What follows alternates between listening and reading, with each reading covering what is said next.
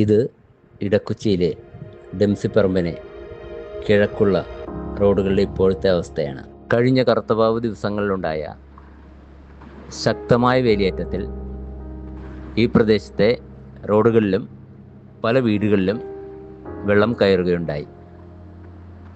4 വർഷം മുൻപ് വരെ ഈ ഭാഗങ്ങളിൽ ഇങ്ങനെയൊരു വേലിയേറ്റത്തിൻ്റെ വെള്ളക്കെട്ട് പ്രശ്നം ഉണ്ടായിരുന്നില്ല. എന്നാൽ ഇനി വരും മാസങ്ങളിലും എല്ലാ കറുത്തവാവ് വെളുത്തവാവ് ദിവസങ്ങളിലും ഈ പ്രതിസന്ധി ആവർത്തിക്കാൻ സാധ്യതയുണ്ട്.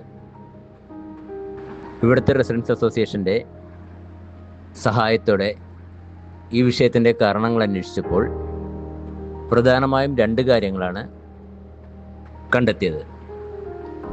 ഒന്നാമത്തേത്, കാണകളിലൂടെ വേലിയേറ്റ സമയത്ത് ഒരു വെള്ളം കരയിലേക്ക് കയറുന്നത്. രണ്ടാമത്തേത്, കായൽഭിത്തി 4 സ്ഥലങ്ങളിൽ തകർന്നു കിടക്കുന്നത്. 4 കാണകൾ ഇവയാണ്.